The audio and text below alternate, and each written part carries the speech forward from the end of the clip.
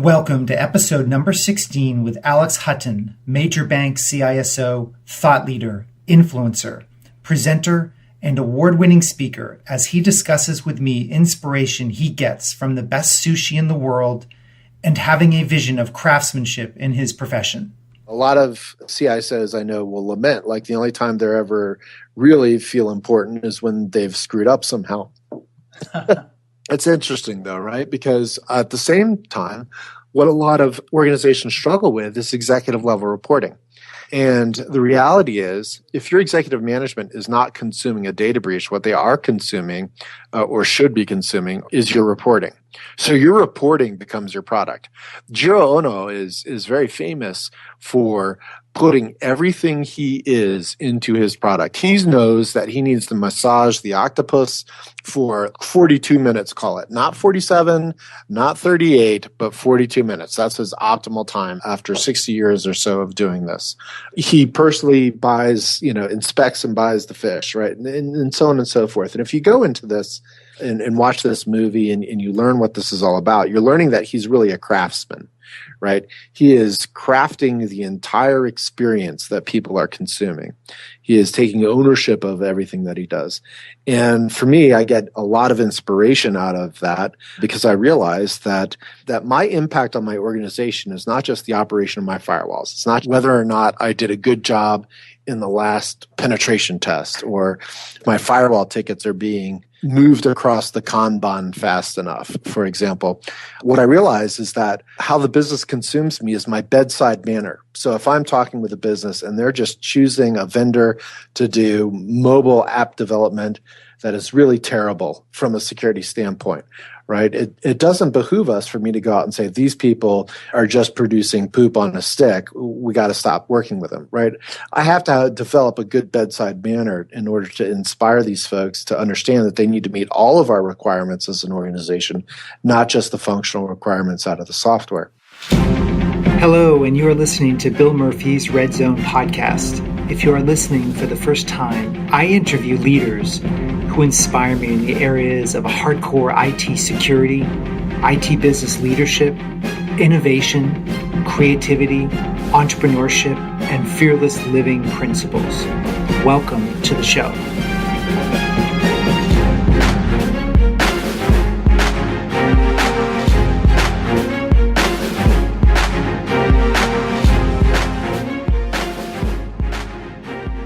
Back to the show, everybody. This is Bill Murphy, your host of the Red Zone podcast. Today, I thought that we would take a little bit of a different turn, and here's the title for today's show. Sushi and IT security, how you can run your IT shop like the best sushi restaurant in the world. Now, this idea came from my recent conversation with Alex Hutton, and I gave you a little bit of an overview of Alex in the short intro in the beginning, but Alex is a leader, a thought leader, a passionate IT security leadership advocate. He's a speaker and an innovator. And what I like is that sometimes we need different types of thinking. We need to get out of linear thoughts and think about our communication style and our presentation style. And no different than a restaurant, there are a lot of steps that go into making a very, very good dinner in a restaurant. Your final presentation of your food is one final presentation that means so much to the consumer. But what was it like entering the restaurant? What was it like your first course? How often are your drinks filled? How often are you asked for refill in your alcohol beverage versus your water? What's the presentation? Do they serve the women first before the men? There's so many details, but this is your craft. And this is a presentation that Alex receives inspiration and vision from approaching this profession of being a CIO, being a CISO as a craftsman, as a craftswoman. And we relate it to what we both have watched a documentary on Jiro Ono, who's the world's most famous sushi restaurant owner out of Japan. So we jump into the podcast with a little bit of Alex's his steps of his career. He goes through 3 major steps in his career. And there's a lot of very specifics about metrics and all of these important pieces to being a CIO and CISO. However, the vision and developing a bedside manner and crafting how you want the business to consume you through your product of how you report results to the business. This is so important, and this is a major takeaway that I hope you get from the show. So grab a pencil and a pen, or a pen and a pencil, and let's jump right into the show. I remember about 12 years ago actually sitting in front of several executive committees. This was after Gramm-Leach-Bliley Act had first been passed. And I even ran into my first chief risk officer, 12 years ago. They were rare, few and far between. And I remember just what a colossal failure presenting them raw security results actually turned out to be. It caused more questions than it answered. We felt like as consultants, we hadn't delivered on our promises, even though we knew we did a great job. And we probably did a fine job based on what the industry was doing at that point. And so pretty quick, I kind of understood that there was a different perspective on the other side of the table. That perspective was very business oriented. It was very show me how you're facilitating profit oriented. And so that was kind of the first leg of my career path. The second leg was really getting into risk management. In my profession, security is always described as needing to be a quote unquote enabler. Security is an enabler, right? Because people can't figure out what it needs to be beyond just expense reduction. And that's really what it is. It's expense reduction that enables you to go to market. But all that to say that was my second piece was, okay, well, what does an enabler mean? And that's going to mean risk reduction. And that has to mean more than I solved a potential problem. That has to mean discussing we've got some sort of reward that we're looking for. There's some sort of downside that we're going to associate with that reward.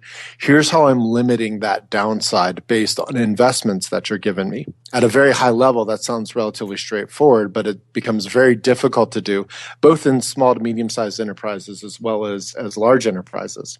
And to our point about Jack Jones, that's kind of where I met Jack and really sunk my teeth into quantitative risk analysis and used that to hone my interests to go a little farther. I'd say the third leg was really my time at Verizon, really tearing apart threat analyses as part of the folks that did the data breach investigations report at the time. I had a fantastic situation that I found myself in where I got to see all of that data and all of that information and watch how many security programs actually failed, why they failed, and the consequences of those failures. And really being able to take that apart and then reapplying what I knew from operational standards and IT governance standards and, reading people like Gene Kim and understanding what the IT Process Institute was doing, interfacing with others who really kind of grokked Deming and what he did and how they wanted to apply that to information technology. That was kind of that third leg is understanding failure rates and understanding them within the context of what it meant to produce something with IT as a kind of a factory floor. This is really interesting. Those are a pretty packed response. I wanted to explore the part about downside risk reduction. And, well, are you a technologist at heart, or did you come from the business side? If you could, maybe we could get back to that part, because then maybe I can build some questions from there. Sure. Well, I've always kind of been a mesh. Computer science courses in college in the early 90s, but degree in finance. Worked at one of the first commercial internet service providers straight out of school, but did so in a business development and security fashion. Joined a tech startup as corporate controller.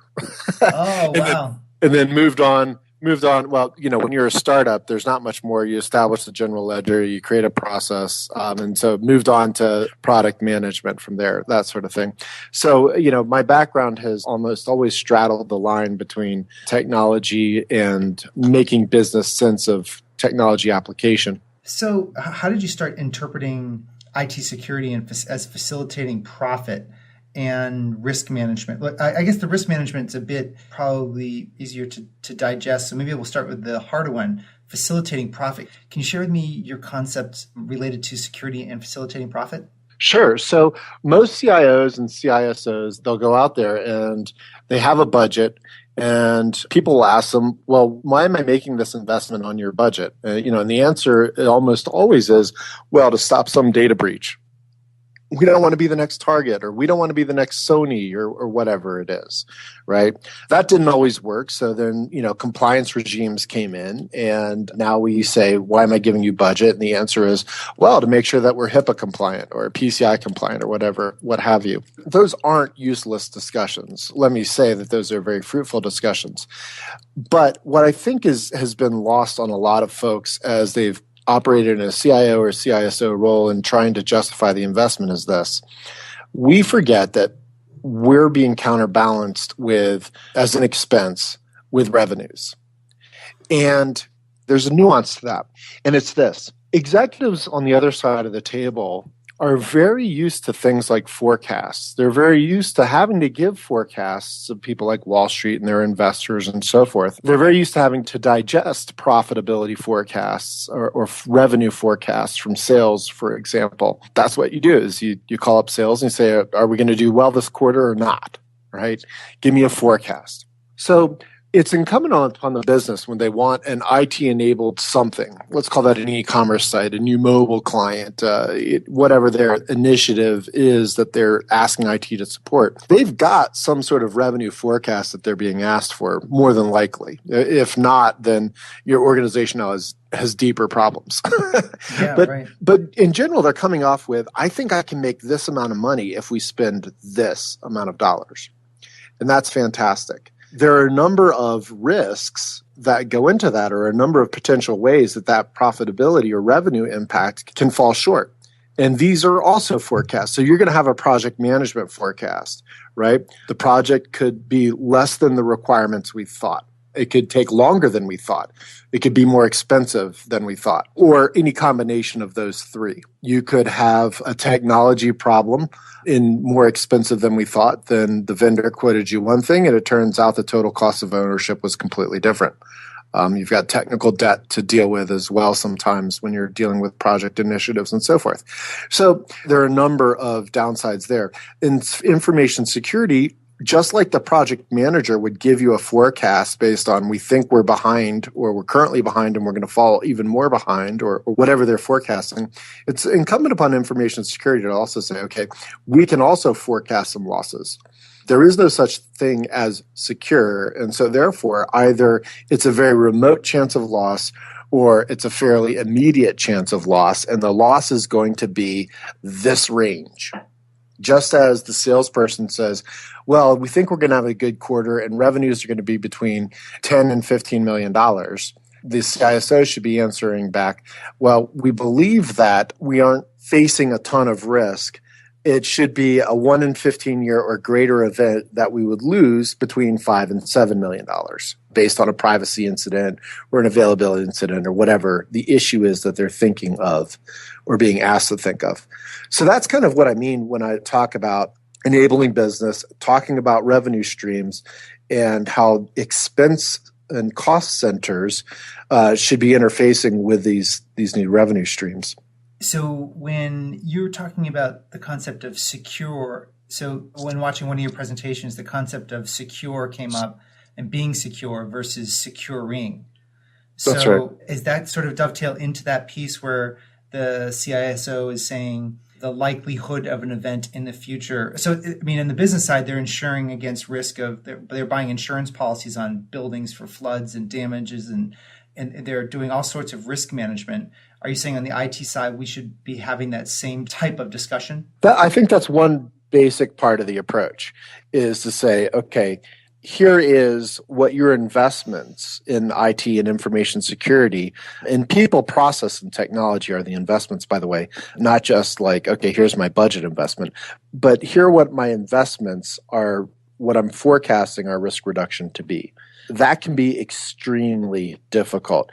Either you can do it in a back of the napkin sort of quantitative way and go with a discussion that way, or you have to be particularly precise. Staying in the middle is one of those gray areas that executives don't feel comfortable with when they have that discussion with you. Well, it could be this, could be that, I'm not sure. That gray area doesn't really work. So yeah, those forecasts are one. The other thing is, if you look at information technology and especially at an enterprise level, you're thinking about a complex system, right? We talk about things like total cost of ownership and technical debt and variance in our environment and all of these, complexity of code bases and all these concepts. And what you're really saying is there's a lot of complexity here. And if you look at kind of complexity theory and what creates a complex system, it smells a lot. There's no litmus test for what is a complex system and what isn't that I'm aware of. But it smells like a complex environment, in which case all you can do in order to really reduce risk is focus on your capability to manage it. So part of that forecasting is also knowing your capability to manage. There's a separate discussion there that says, okay, I can talk to you individually about a one-off issue. However, we're a little more complex in our environment, and here's our total overall capability. There's a great analogy that comes to us from the UK in the concept of a micromort. And a micromort is a 1 in a million chance of death. So if you smoke a cigarette, you get 3 micromorts, right? If you drive home without your seatbelt, you get like 1,000 micromorts or whatever. And so we can talk in some case when someone says, hey, what are we doing about this new mobile platform that we're developing in information security? You can say, okay, well, this investment is reducing our micromorts to an acceptable level. Right? There are methods to do that. You don't use the term micromorts and so forth, but bear with me. You can say, okay, well, we believe that we've gone from an annualized loss expectancy of $10 million a year to $1 million a year based on this investment. That's a completely different thing in discovering and talking about those micromorts and saying, well, you know what? One cigarette isn't going to kill us. But the fact of the matter is we're an overweight male in our late 40s who doesn't get out and exercise enough, has a history in his family, a genetic disposition of cancer, and he's actually smoking 2 packs a day plus eating an unhealthy diet while having a very sedentary lifestyle. Right? Now you've got all of these different factors that say, we may have more than just the 3 micromorts on average here because all the indicators across the complexity of our situation are really nasty. And that's where I think your CISO is so dependent on IT operations in order to be successful. And that's a point that most people miss. They segment the CISO off, or the CISO really fights to be included in project management or change management processes, or struggles to understand their role in these things and what they mean and measure quality with their risk programs or just by themselves. And we know this from the DBIR data and other data we have out there. The quality of your IT shop and IT operations is just a huge success factor for your CISO. So when you were at, the DBIR is the data breach information report from Verizon. That's what you're referring to, right? So what you found out being there is that the CISOs who were sort of shoved off to the side and weren't integrated or didn't have visibility into IT ops suffered as a result. Where there wasn't a great relationship between IT operations and the CISO's function, there isn't strict data on this. But the impressions that we always got were that sloppy shops make for data breaches. And it's not just sloppy shops in terms of a firewall or a set of controls. Again, there is no secure, there's only securing. Controls don't make you secure. The operations of controls make you secure. So it's not enough to have a firewall or a vulnerability scanner or so forth. You have to, as a CISO, or to prevent these losses from happening, to maximize the upside for whatever business endeavor that folks are asking you to help them undertake, you really have to understand whether or not you're going to be successful through the eyes of IT operations. Well, see, this part about complexity is the real issue with, at least from the small to medium enterprise point perspective. And I guess if it wasn't an issue in the big companies, we wouldn't be having so many breaches at the big. But I know that this is an issue. I don't even think people have a good understanding of the complexity, because I'm not sure we have a framework in which to gather all of the pieces in which to manage from. And I love your point about you focus on your capability to manage in dealing with complexity. But where would someone start to understand the necessary pieces to manage? Would you go to like a standard body like NIST, or where would you start? That's a great point, because I can't sit here and say that your smaller IT shops need to be ITIL or COBIT. oriented. There's too much overkill there. What I can say is this, though: having a strong, well-known, and defined process and following that makes a heck of a lot of difference. So before he got into DevOps and before he wrote his seminal book on DevOps, Gene Kim did a lot of studies through the IT Process Institute about what makes IT shops successful or what leads to failure.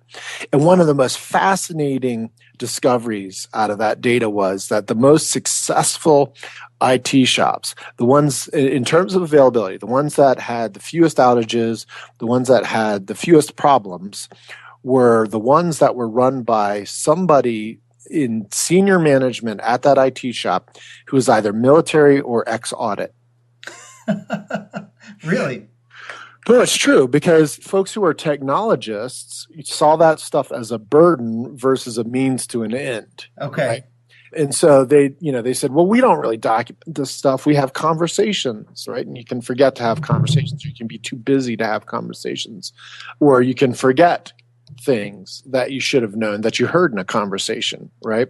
Versus folks who are military or audit, the idea here is that they're so process oriented that they're going to establish a process, and the strength of that process is going to be an enabler, not just an enabler in terms of time to market, but an enabler in terms of reducing those forecasts. So, in my opinion, it was probably a very natural move from Gene to go from that discovery and into something like DevOps, because if you're going to do, 1,000 deploys a day or whatever it is folks claim to do there, you're going to have some pretty good structure in which to operate. And so I think that structure is an enabler. It's an enabler, especially when you're kind of dovetailing back here into security, because your CISO knows potential points of failure, or at least has an idea that whatever is in the environment is of a certain state. What's your experience and belief regarding the CISO reporting structure? Should it be someone that reports directly to the CIO? Should it be a different reporting path? And what have you seen most successful so far? The unfortunate answer to that is it depends, right? Okay. I've been part of both, and both can be somewhat successful. Where there is where the most benefit will come in is understanding the current state. I think if there are a lot of gaps and there needs to be a lot of bridge building with IT, I think it makes sense to have everybody under a CIO. All right, because the CISO needs to interoperate with their peers, needs to build bridges, needs to say, hey, I'm dependent on you for my success. And you're going to be dependent on me for your success too. Because if there is a breach and it's because we have an unpatched Linux server, that's going to be your responsibility. You're accountable for that, right? Proper governance. On the other hand, right, if you've got a fairly straightforward and mature shop, I think it can be ideal in some situations to have the CISO outside, reporting to a chief risk officer or a chief financial officer. I've seen the CISOs report to legal counsel and all sorts of the place. And a lot of that's going to depend on regulatory industry. It's going to depend on where it makes sense from an ability to govern and get things done standpoint. And it depends on your relationship, I think, with whatever oversight bodies you have to talk to. The big reason in financial services, for example, to pull the CISO or security manager out from underneath the CIO is at least an appearance of independence. So that the regulators don't want to see that a CIO is kind of covering up the problems with security for the sake of getting their other goals accomplished. Interesting. Okay. I can see how that would vary in situation to situation. And I see a lot of businesses now taking on, at least downstream from the big mega organizations, taking on CISOs for the first time. So I think that'll all change as we go along. So on one of your slide decks, I saw that Jiro Ono, and I just for the listeners, Jiro Ono, and I might get this partially, hopefully I get this right. So he has a very small Japanese sushi restaurant in Japan, and I think it's the best in the world. It's the best restaurant in the world for sushi. It is. And he has a seating for 10, is it? 10 or 11? Yeah, it's less than a couple dozen. I forget exactly how many, but it's a very small shop. It's even in a subway, right? It's not like it's in a very ritzy place. It's right off of a subway entrance. What's interesting, have you seen the documentary for it? Absolutely. I saw it several months ago, but I was, maybe you could just, having him in your presentation was interesting. And I'd love to hear you talk about a little about what your perspective was on that level of art brought into IT security. Well, sure. So it's very interesting because your CFO, your CEO, they don't really consume security on a daily basis. They may look at revenues, what marketing and sales consumes. They may feel what HR consumes in terms of the quality of the people around them. And IT, they're interoperating with their desktops and their laptops and their iPads and so forth every day. So if they've got problems, they do consume that experience. They don't consume security, period. A lot of CISOs I know will lament, like the only time they're ever really feel important is when they've screwed up somehow. It's interesting though, right? Because at the same time, what a lot of organizations struggle with is executive level reporting. And the reality is, if your executive management is not consuming a data breach, what they are consuming or should be consuming is your reporting. So your reporting becomes your product. Jiro Ono is very famous for putting everything he is into his product. He knows that he needs to massage the octopus for 42 minutes, call it. Not 47, not 38, but 42 minutes. That's his optimal time after 60 years or so of doing this. He personally buys, inspects and buys the fish, right? And so on and so forth. And if you go into this and watch this movie and you learn what this is all about, you're learning that he's really a craftsman, right? He is crafting the entire experience that people are consuming. He is taking ownership of everything that he does.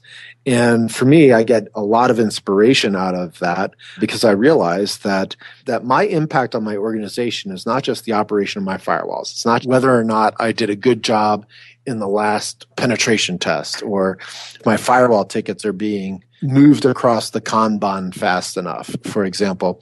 What I realize is that how the business consumes me is my bedside manner. So if I'm talking with a business and they're just choosing a vendor to do mobile app development that is really terrible from a security standpoint, right? It doesn't behoove us for me to go out and say, these people are just producing poop on a stick. We got to stop working with them, right? I have to develop a good bedside manner in order to inspire these folks to understand that they need to meet all of our requirements as an organization, not just the functional requirements out of the software. So it's stuff like bedside manner. It's the quality of my reporting. I give all of my analysts a Stephen Few book and say, look, this guy's actually studied how people consume information in data visualization. This doesn't mean you have to do everything he says, but if you're doing something other than these guidelines, we need to understand why and you need to have a great reason. So if you show me another pie chart with more than 2 slices, right, if another 8 slice pie chart that nobody can read, I'm going to tell you that I'm not thrilled with the job that you've done. And that's one of the huge mistakes that I actually see as I go around talking to CISOs all the time is that the deliverables that they deliver, the products that they give, really just aren't what people would want to consume. I agree with you 150%. This is completely a visualization game. I don't know what it does. I mean, it has to do. I'm going to bring on some neuroscientists on this podcast because I'd like to understand the neuroscience of it because I think what we have is a field of very linear thinkers, and they're very good at linear thinking, but the abstract thinking that the business is working with, I think it just works at a different regions of the brain. It has to, because as soon as visual reports are put in front of business folks, all of a sudden you can engage them in a much different level. And it tells a story. And you talked about that. Actually, you talked about storytelling, but I think visualization tells a story. Wouldn't you agree? And that's what people always ask me about their metrics program, IT metrics, security metrics, and define a metric for me, Alex. And most people would stop at it's quantitative information. And I expand to say it's quantitative information that's designed to support a story, right? You've got a metric, and that metric is designed to tell you whether it's time to think about action or it's designed to tell you that no action is necessary, one or the other. right? And when it's time to think about taking action, more times than not, that means, especially as a security executive, that means you've got to talk to somebody and get some cooperation. That might be budget, it might be headcount, it might be asking them to delay a timeline, right? Who knows what you're asking from these folks. But you've got to go to them with a story. And that story may be, here's some risk indicators and here's the amount of losses that we could suffer. It could be, here's some indicators and we really are scared of reputation risk. So let's think twice before we do this because our reputations are on the line. Whatever that story is, right?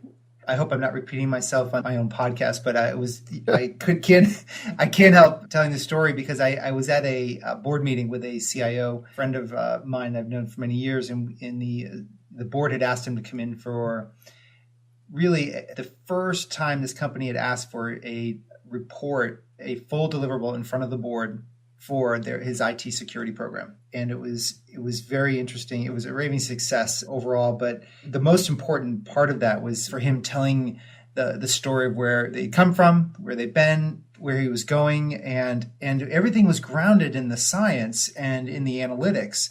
But it was completely abstracted to a level where action and forward momentum was being demonstrated and risk. And before we spoke, the finance person that they had hired came in and was talking about interest rate fluctuations and portfolio impact and all these very advanced financial models. And I couldn't help but think, man, there's going to be a point where IT and IT security is going to mature and be at this level.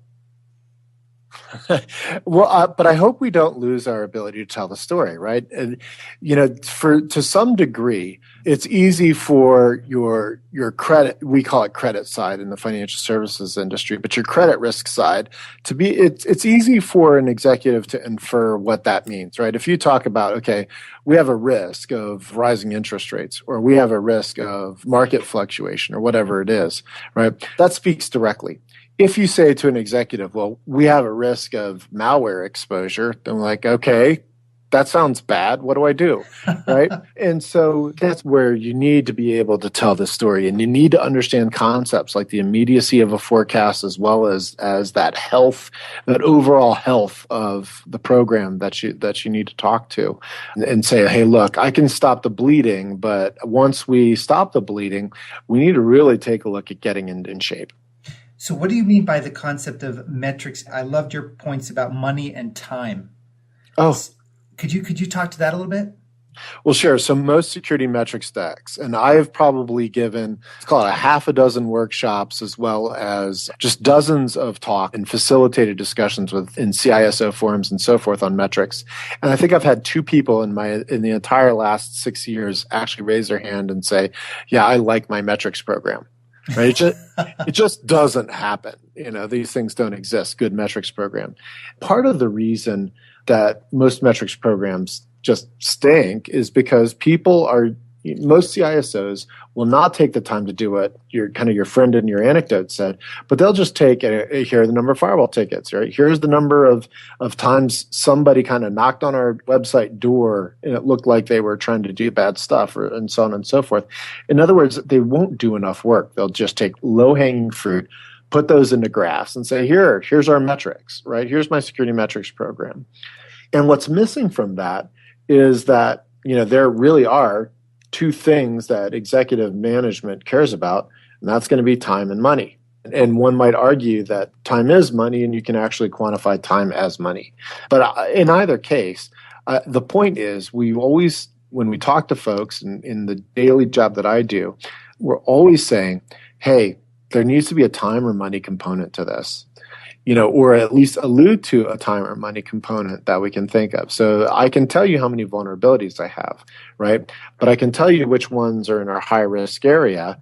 And a high-risk area in general means that we're going to have a bad day to the tune of $20 million or whatever it is, right? That's more meaningful than, I have 5 cross-site scripting vulnerabilities across all of our web properties. Is there a published resource that people can go to be able to extract that probability factor? That's why people like me make the big bucks. No, in all seriousness, that's one of the struggles of our industry. So there are models out there. There's a couple of cybersecurity models based on value at risk, and that has a very limited but interesting application. There's FAIR, the factor analysis of information risk that Jack Jones basically created when he was a CISO to help quantify risk. There are a number of good ways to do this, but there are a lot of ways to do this sort of thing very poorly. There's actually a Society of Information Risk Analysts, SIRA, S-I-R-A, and societyinforisk.org is their website. And it's really a nonprofit where people get together and they discuss all of these very difficult concepts and how they can be successful and learn from each other in these things.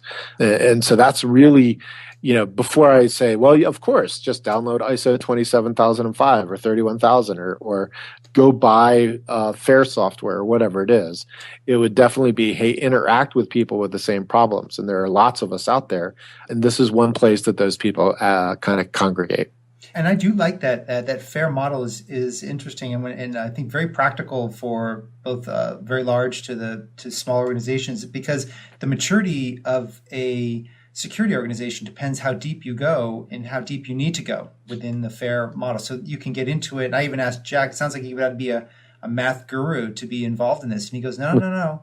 You don't. You can get involved at a very basic level and build your kind of building, like going weightlifting. You start small and build your strength as you go. Sure. I know very small programs where the CISO uses it like ammunition on an as-needed basis. They just doesn't have the cycles with everything else he has to do in order to do like just create a bountiful risk register, as they're called. But when it comes down to brass tacks, he's going to bust out his spreadsheet and he's going to do a FAIR model and he's going to say, listen, here's the forecast. Here's why it makes sense to make investment or to delay the project or whatever he's got to ask for, right? It helps him facilitate that bedside manner I talked about. On large organizations, a lot of us in larger organizations are actually doing lots of work there because FAIR lends itself to deeper analysis to say, if I had $1 to spread across all of the different areas of information security, how many dimes and pennies should I devote to identity and access management? How many dimes and pennies should I devote to vulnerability management, right? Should I jettison my firewall team to network engineering because it's just not a key control anymore? A broader enterprise use of FAIR supports a lot of these sorts of decisions. Yeah, I love that. I think that FAIR is how the CISO is going to have those conversations with integrity with the business. It's one of the tools that it can use with integrity moving forward. Wow, I really like that word you used, integrity, and that's what it's about. It's about and part of the integrity is also saying if the business, and this happens when you use FAIR, the business says, "Wow, those numbers just don't look right at all." Part of the integrity that you can bring to the table using FAIR is say, "Great. Here are all the factors that went into this analysis. Tell me which factor looks weird to you, and then let's rerun the analysis." Right? So if I think that if I'm going to use the now debunked $200 per record Larry Ponemon number and tell business management that a data breach is going to cost us $2 trillion, and the business says, no, it's not. Then we can have another conversation and say, well, great, that's the number that I used. Is there a different number, right? And maybe you're using Verizon's 53 cents, or maybe you're using another number that's closer to whatever you would think of. And the Verizon 53 cents number is just as wrong, by the way. But whatever cost per record that you would use, come to an agreement on, plug that back in and go, okay, now it's obviously not 2 trillion and it's obviously not going to be 200,000. Does 15 million smell right? Yeah, that smells about right. It doesn't matter if you're not, the idea behind FAIR, obviously, like most forecasts, is not to get down to the penny. The idea is to give you a reasonable range in which to decision, right? And so just like a sales forecast, if your sales manager says, well, we're going to do somewhere between 10 and $14 million worth of revenue, depending on how the cards fall, the CISO should be prepared to say, well, this is going to be somewhere between $8 and $12 million, depending on how some of the cards fall. Right. And gaining this fluency and communicating is is just a critical piece to this. And one of the things I like, you call it the scorecard sniff test. And I thought this was really interesting because maybe you could just review for people that what I thought was really cool was the 10-second rule, or you didn't call it 10-second rule. You called We call it the sniff test. And what it's designed to do is this. It's designed to make sure that, and we talked about data visualization and the importance of helping people grok the information a little earlier today. But the sniff test is designed to make sure that you're doing it right. So in my organization, we share a floor with accounts payable, internal audit, project management office, and some of our web developers. None of these people have any idea what an advanced persistent threat or phishing attack really looks like, right? They're just not used to having these executive level conversations or being able to help someone prioritize. Should you spend things on anti-malware or should you spend things on anti-hacking, or is DDoS your problem, or what have you?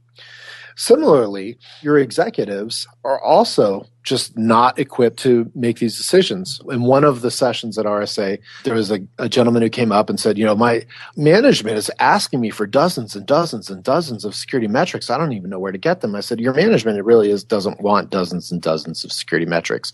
What your management wants is to be informed enough to feel good about the decision they're making, right? And so in lieu of what you're currently giving them, they're saying, well, just go give us a lot of metrics and maybe we'll figure that one out. Similarly, the sniff test is designed to for your organization to be able to say, are we preparing our executives to feel good about the decision that they're making?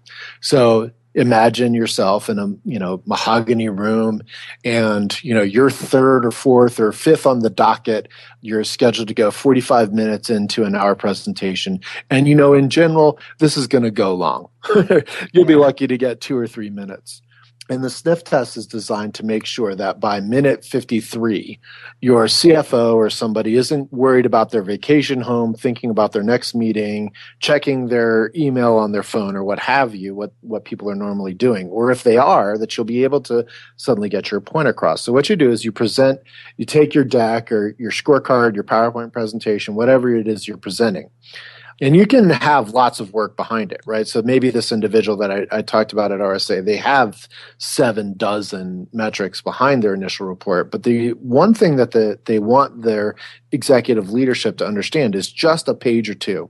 And so the sniff test, you take your page or two summary, and we find somebody on our floor who's in accounts payable, or maybe it's a web designer or somebody like that who doesn't have a lot of security background and knowledge. And you walk up to them and you ask, hey, can I borrow you for 30 seconds? And of course they're going to say yes, right? So I'm going to show you something, and then I'm not going to say anything, and I can't explain anything, right? But after I show this to you for just 10 seconds, I'm going to ask you if you know what we need to do next. And so what my analysts will do, they'll go up to these people and they'll say, hey, I need to do a sniff test. And they'll basically have their deck covered. They'll expose the deck to the person, whether that's just turn the paper over for 10 seconds, let them look at that for 10 or 15 seconds, no more. They can't answer questions. They can't interact. Right, and then they turn it back over, and then they ask the person that's looking at what they've provided, what do we need to do next, or what is our big concern? If that person on the other side of the desk can't say, oh, well, obviously, it looks like we need to think about doing more in terms of preventing phishing, right? Or this thing that you're calling DDoS looks like the risk of that is increasing, or whatever you're actually proposing. If that person can't tell you it, you know that presentation isn't right. It's a little bit of Jiro Ono and being able to say, hey, this better be appetizing at the first glance. It better make somebody's mouth water, or else it's just not good enough to present to the consumer. You're exactly right, because this is the final representation of all of your hard preparation and work. I love your concept of craftsmanship. Well, it's really helped me hone my skills, prevent burnout, seek new ways in which to really serve my organizations. Well, it's elevating what can be sometimes a discouraging line of work into a level of purpose and a vision. Well above managing the firewall. Yeah. It really is. to me, it really is a sign that one leadership quality that good leaders need to just really grab a hold of and not let go of. So as we wrap up, what vision do you think a CISO, CIO, an IT security leader can take forward? Like, where do you see the vision of a leader looking to in the future? Do you see it as a data governance? Do you look at it as privacy, risk? Like, where do you see people shaping a vision for the future? Well, I think really at a leadership level, it's going to be the sort of confluence of risk management and IT operations, right? It's going to be IT governance and risk management. If I am responsible to a board of directors or shareholders for their money, then I want to make sure that my strategy is right. I want to make sure that the finances are capable of backing the strategy, that we've allocated well. I want to make sure that the implementation and controls that I have meet the strategy and are within the finances. And finally, I want to make sure that operations is capable of supporting my strategy within the context of my finances. That's just IT governance 101 right there that I've explained. Security's role in that, if we're going to enable successful security management, is to give them visibility into all those areas and really let them give their input, or at least foster them to the point where they'll be able to give their input onto whether or not that entire mechanism is working. So risk management and IT governance. Okay, great. Risk management and IT governance. Well, I want to honor you for your commitment to the industry, Alex. Your insight here is truly amazing to help other leaders, and that's the purpose of this podcast, is to get the best information that I can possibly get to leadership, security leadership, and IT governance, to down to the leadership in the United States through this program. So I appreciate your role in spreading this message through the work that you're doing. Well, thanks, Bill, and thanks for having me on. It's really been a pleasure. Well, that wraps up today's episode number 16. That was a power-packed episode with a lot of information from Alex, and I hope that you received a lot of benefit and value from it.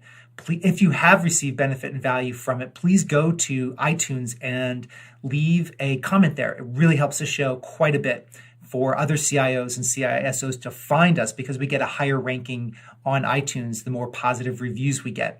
In addition to that, all of the show notes and links will be put onto the redzonetech.net/podcast, episode number 16. For you to go there, you can get all of the links and notes from the show, so you don't have to take notes as you're driving.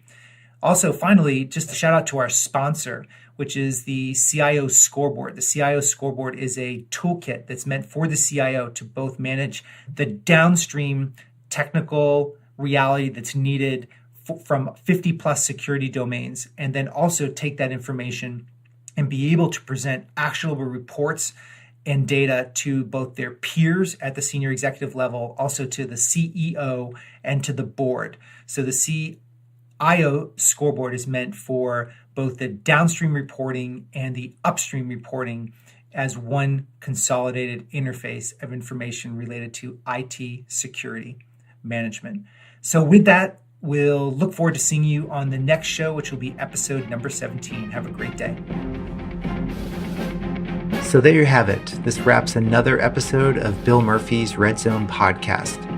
To get all the relevant show notes, please go to our blog at www.redzonetech.net/podcast. Additionally, make sure you go to iTunes and leave your comments in iTunes about the show.